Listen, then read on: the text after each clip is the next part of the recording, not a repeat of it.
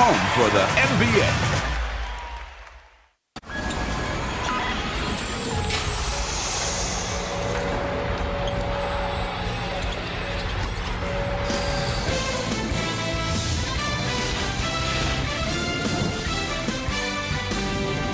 Welcome to NBA Tonight. We dive right in. Game 5, Grizz and Thunder series tied at 2-2. Second quarter, Thunder up by 4. Tim Legler, this is where they really made their run. Got out and pushed it right down the throats of the Memphis Grizzlies in transition. Look at them share the basketball. The defensive pressure, creating opportunities. Russell Westbrook emphatic on the breakaway. 99-72, the Thunder take Game 5 and grab a 3-2 series lead. And with that, we say hi and welcome to NBA Tonight. Kevin Connors, 10-year NBA veteran, Tim Legler. What a night of playoff basketball. Much more on that critical Oklahoma City win in Game 5 coming up in just a bit. But we begin with a closeout opportunity in Miami. The Heat, a 3-1 series lead on the defending Eastern Conference champions. Shaquille O'Neal out with a leg injury. Legs Rajon Rondo gutted this one out with elbow and back problems. 6 points in 30 minutes. He's supposed to be the young one of the group. He's wrapped up like a mummy, but still out there doing what he can. A beautiful cradle with the one-hand reverse layup. Dwayne Wade was aggressive all night, just electric in the first 3 quarters. He doesn't come out the way he did in the first half. They're down 15 at halftime because he was the only one on the Heat that had it going in the first half offensively. He had 30 points through 3 quarters, game tied at 71. Fourth quarter, Celtics trying to gut this one out. Their bench, I mean, everyone's banged up, but the bench was solid, and what a lift Delonte West gave them. He really did. Their bench together, Delonte West, Jeff Green, and Nad Kristich here.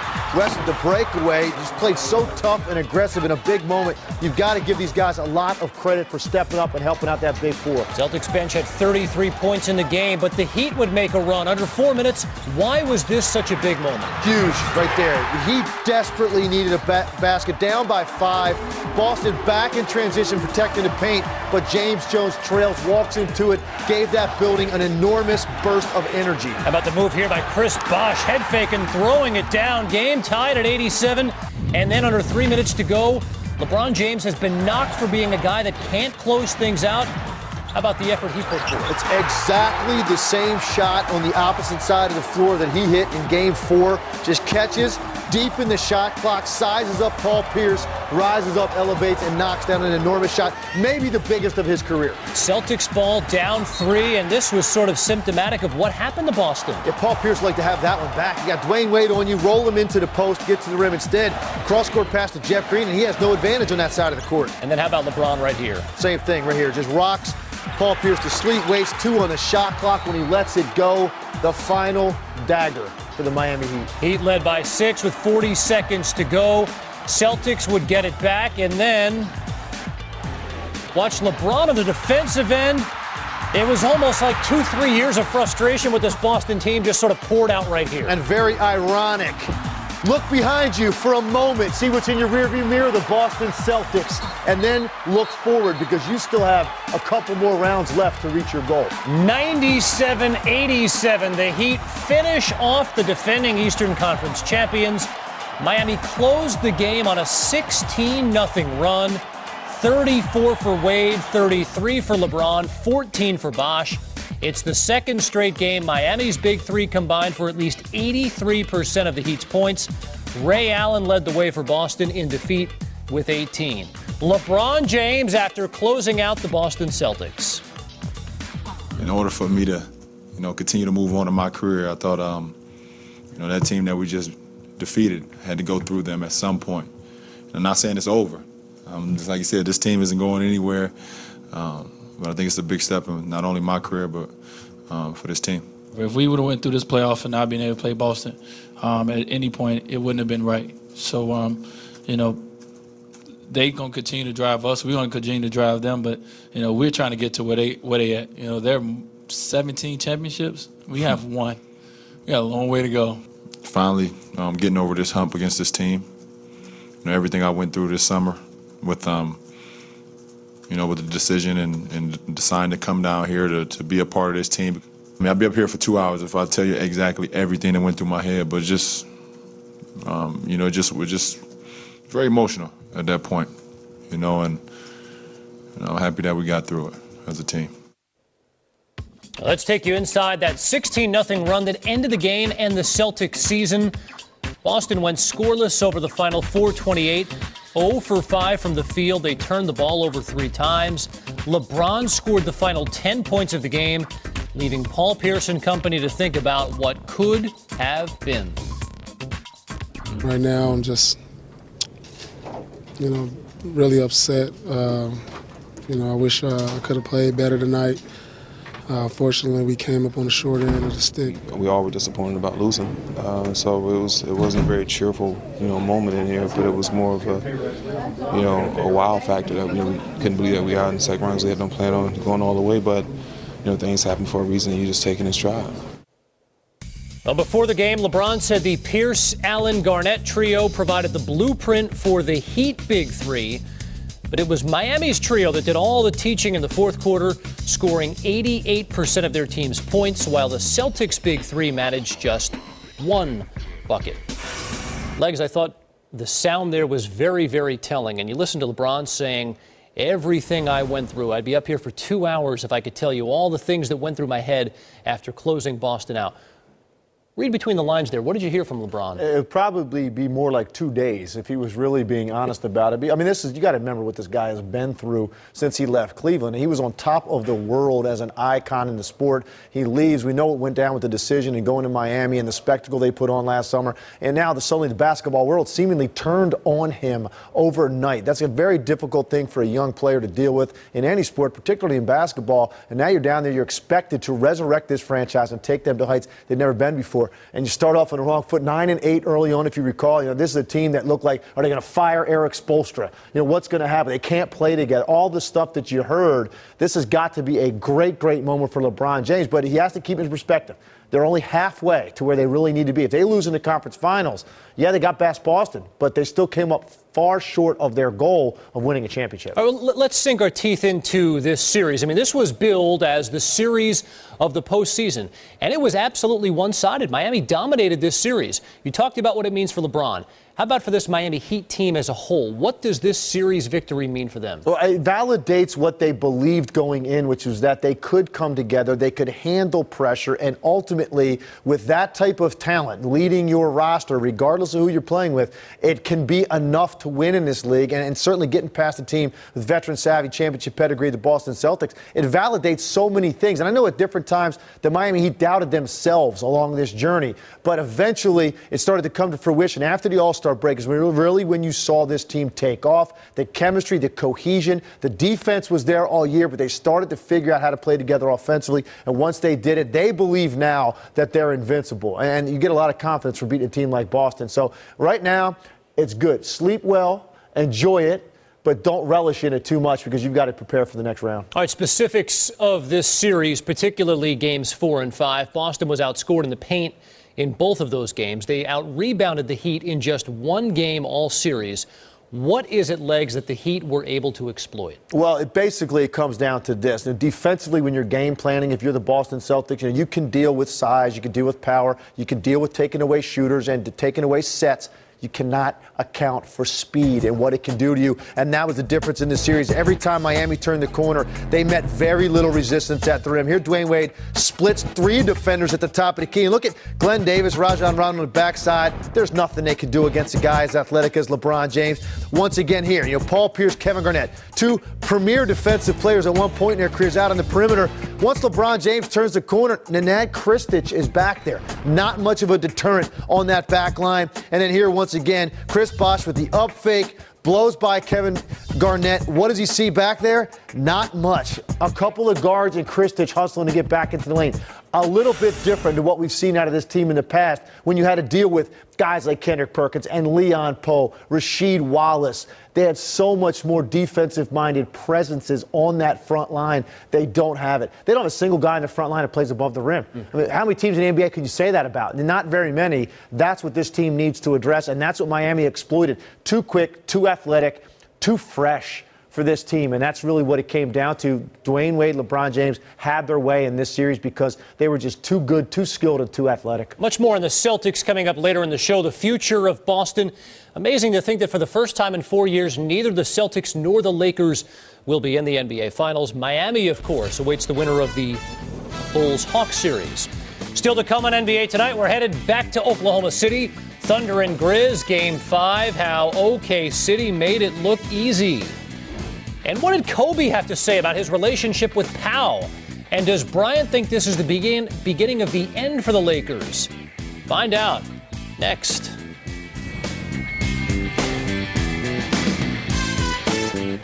Wing, Conley, deep, left wing three on the way.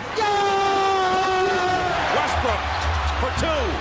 Overtime. To the top, Vasquez, pump fakes, forced a three. Oh, are you serious? A long three. Short. Overtime. Number two. Here's Westbrook with a jumper short. And we go to the third overtime. Durant. Big basket. Durant hitting the basket. And that may be the dagger. This series is all tied at 2 games apiece.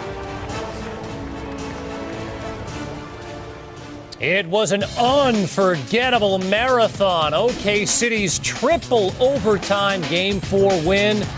It evened the series at 2. Wednesday was Game 5. And Legs, there's a reason Kevin Durant is held in such high regard.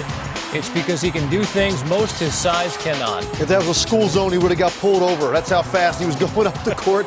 Right there, 6'11", handle the basketball like a point guard. It's almost not fair. Second quarter, that's an offensive foul on Russell Westbrook, his second.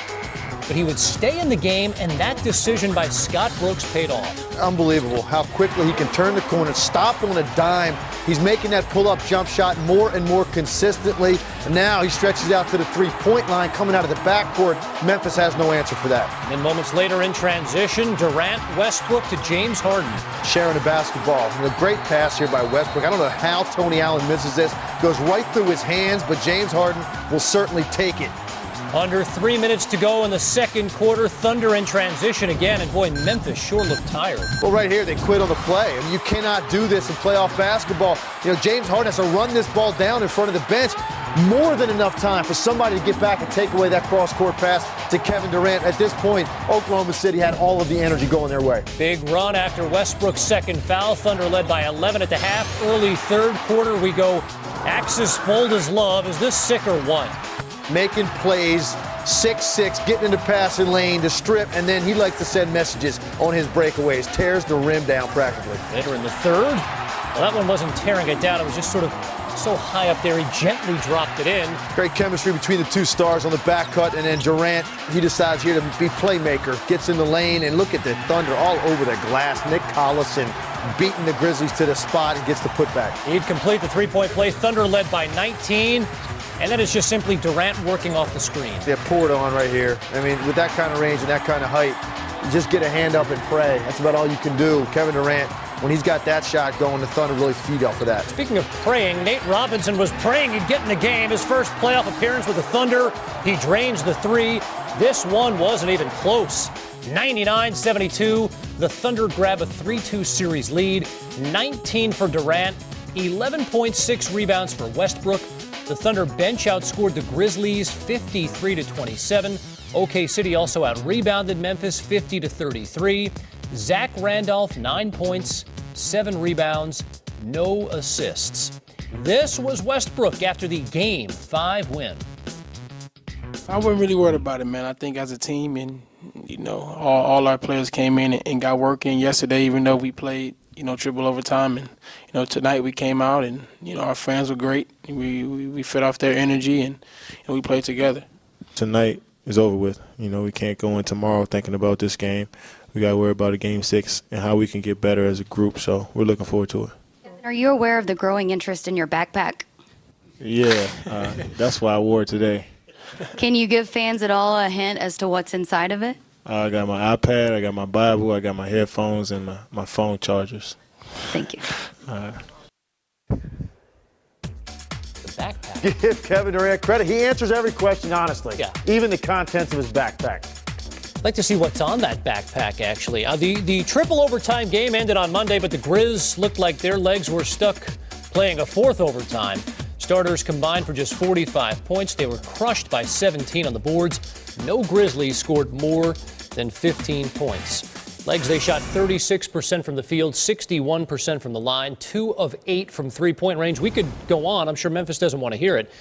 What do you make of how the Grizzlies came out in Game 5? Kevin, I take pride in providing technical analysis at the highest level, but sometimes you can't draw up energy. And that's really what this came down to. Oklahoma City had it. Memphis did not. And when they struggled early in the game to make shots, it snowballed from there. And Oklahoma City fed off of it. You can just see how much quicker they are to the ball. We mentioned this play earlier. Memphis quits on the play. Zach Randolph is in trot mode trying to get back. And 3 other Grizzlies finally make it over half court about the time Kevin Durant is dunking the basketball. They were relentless on the glass. Their cuts and precision so much sharper. Here you see even Ibaka feels the space. He's in a comfort zone. There's not a lot of pressure being applied, so he knocks down the jump shot. And this, to me, this play sums it up. I mean, this is just not giving up on a play. Ibaka keeps it alive off the free throw. Durant's penetration. Ibaka misses. And look at Collison. Just outworks 3 Grizzlies. Darrell Arthur, Shane Battier, Marc Gasol, they all get a look at it. Nobody can stop Nick Collison. That was the mentality that the Thunder had in this game. And this is impressive because when it's 2-2 and you go home for that Game 5, if you're a championship pedigree team, or caliber team rather, you send this kind of message. This is the kind of performance you expect under those circumstances. They looked dominant tonight. Now, the question is going to be, what does Memphis have for them going back for that Game 6? But I mean, was this a Memphis team that just doesn't have the experience playing in this game, in these type of games? Was this just an 8 seed really coming out and playing in this game? I mean, what did you make from what Memphis did tonight? They will learn from this because they're going to go back tomorrow. They're going to watch this tape, and they're going to be embarrassed. You cannot come with that little energy and effort in a game of this magnitude. You have an opportunity to steal a win. You've already done it once in this series. Go in there, get another win. Now you've got a chance to go home and close this team out. Now you've got to somehow find your confidence again going back for Game 6. But there's no doubt in my mind Memphis is going to come with a great effort in Game 6. Not going to be surprised whatsoever if Oklahoma City has a little bit more work to do at home to end this series in a 7th game, because Memphis is a team, they got some tough guys, and they're going to appeal to their own pride when they watch that tape, because they just did not compete at the same level as the Thunder. They responded better to that triple overtime game, coming back with a lot of energy. Memphis didn't. Now they've got to regroup. Understand, we're still in this series. It's not over. Let's go home, hold home court, and then Game 7, anything can happen. So you think this will go 7 games? I do. I think Memphis is going to respond and get a win. Game 6 Friday night on ESPN. Our coverage starts with Kia NBA Countdown at 8 Eastern. We'll hear from Kobe Bryant following his end of the season exit interview in L.A. The 5-time champ assesses the Lakers' future coming up. And what about the Celtics? How much is left in the tank in Boston? Plus the area the Celtics need to address to remain a player in the East.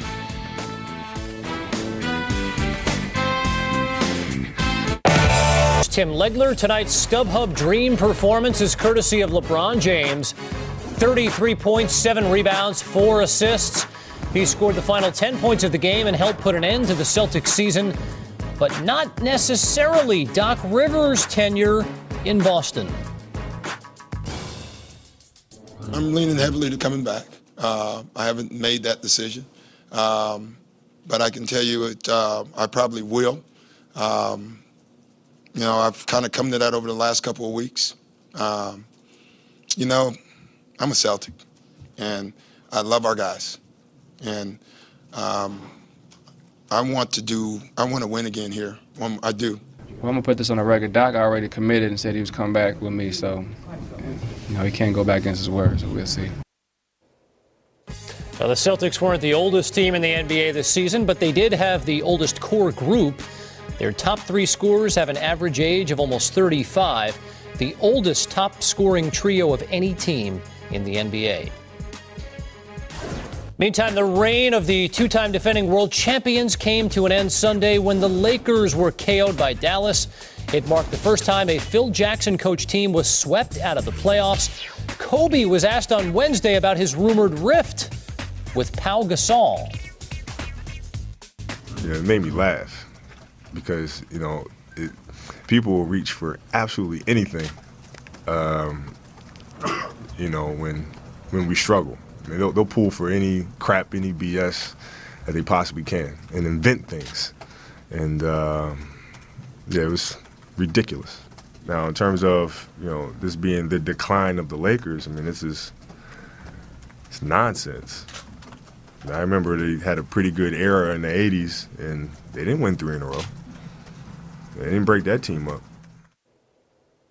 Rumors of their demise have greatly been exaggerated, according to Kobe. If either the Lakers or Celtics are looking to make big changes, it won't be easy contract-wise. The Lakers have their core of Bryant, Bynum, Odom, Gasol, and Artest locked up for at least 2 more seasons. For the Celtics, Allen, Garnett, and Shaq are all under contract for at least 1 more season. Legs, it's always fun to debate which franchise has the better history, but let's talk about the future. Celtics or Lakers? Who's better equipped to make a run at another championship here in the short term? I think they're both going to be in the hunt next year, but I'd have to say the Lakers if I had to choose one, because look at the talent. Look at the age of these guys. Andrew Bynum's 23. Pau Gasol's just 30. Lamar Odom's still in his prime. Kobe at the tail end of his prime, but still, one of the top 10 players in the league, certainly. And this is a team that absolutely has enough talent to contend. They had some issues this year, whether Kobe wants to admit it or not. There were chemistry issues. And I'm not talking about him and Pau Gasol and what happened in the postseason. During the season, this is a team that did not, to me, look like they enjoyed playing together. Maybe that's the toll of having 4 consecutive runs when you're around each other as much as you are for that larger percentage of the year going deep into the playoffs. Maybe it does take a toll, and they're just sick of each other right now. But they're going to recharge. They've got enough talent to contend. They have to upgrade the point guard position from an athletic standpoint. They just have to. Every team in this league that goes deep into the playoffs has point guards at that position. It's so important in this league that can make plays off the dribble and beat you and penetrate and do some things. They really don't have that. Fisher and Blake, nice players, good players to have, veteran guys. They're not good enough athletically to match up with a lot of point guards in this league, and that's something the Lakers sorely miss, especially with Kobe not as athletic as he used to be. They'll have a new head coach. We think, at least, Phil Jackson, likely the end of the run for him in Los Angeles. Meantime, the trade of Kendrick Perkins will be the move many point to as the one that derailed Boston's chances. What do the Celtics need to do, Legs, this offseason to maintain their spot in the East? Well, first and foremost, if you're front office for Boston Celtics, you have to do anything you can to go out and find some youth and size and athleticism on your front line. I mean, that's really what it comes down to, because in this league, you have to have that second line of defense. You look at the teams that are still playing. Dallas has Tyson Chandler back there, athletic, goes block to block. You've got, Serge Ibaka, Kendrick Perkins in Oklahoma City. Chicago's got a guy like Joakim Noah back there, wreaking havoc defensively. Miami even has a Joel Anthony who impacted this series just with his energy and athleticism on the front line.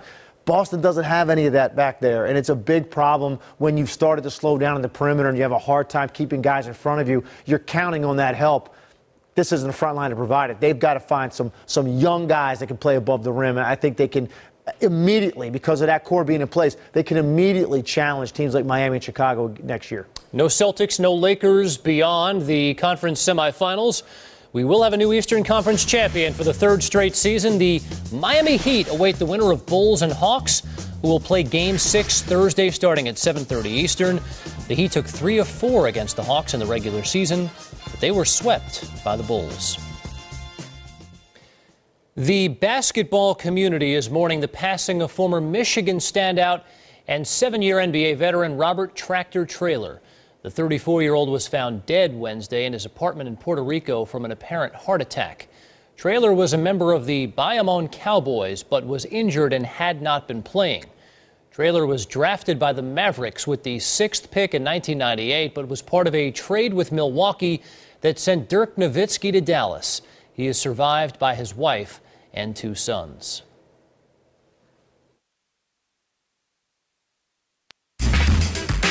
Tonight, Kevin Connors, Tim Legler. Time for plays of the night. We begin with number 3. Big game for Delonte West, and he gets an assist from Chris Bosh. 10 points, 19 minutes, and a piggyback ride. You can't beat it.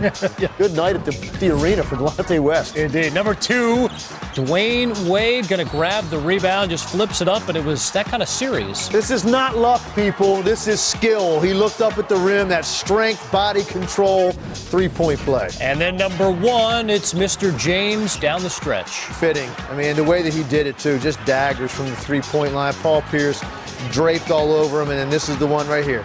You said it. This house is clear. Poltergeist, exercising some demons. He beat the Celtics by 10, advanced to the Eastern Conference Finals. Hoop Heroes legs, who you got? Well, you know what? I gave LeBron James Hoop Hero last game for the way he came through in the clutch. I thought it was Dwayne Wade in this game because I said it earlier. If he doesn't come out and have the first half that he does, I think Boston is up 10, 12, 15 at halftime. Maybe this is a different game because LeBron James was very slow out of the gate. He picked it up, though, later pretty well. That's the foundation, but I got the fancy shingles and the nice paint job. It's LeBron down the stretch. 33 points, 7 rebounds, 4 assists. Scored the final 10 points of the game. Hey, there's still a long ways to go, but this LeBron looks scary. The staff hoop hero seldom given out, particularly in the playoffs, but we do give it out tonight.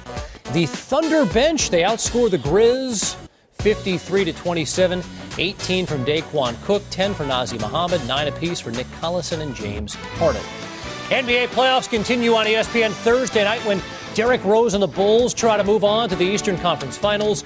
To get there, they'll have to get past Joe Johnson and the Hawks. Coverage begins 7:30 Eastern with Kia NBA Countdown. Tim Legler, what are you looking forward to in that game? Well, first I'm looking forward to no more staff hoop heroes. It means I didn't talk enough. So obviously I've got more to give next show. But I think Chicago ends this. I think they're disciplined defensively. Luol Deng is the key. If he's aggressive early offensively, gets in the flow, Chicago ends this thing in 6. Next NBA Tonight comes your way Thursday night, 12:30 Eastern on ESPN. We'll be recapping that Bulls and Hawks game. I think, Legs, you're finally done tonight. Demon be gone.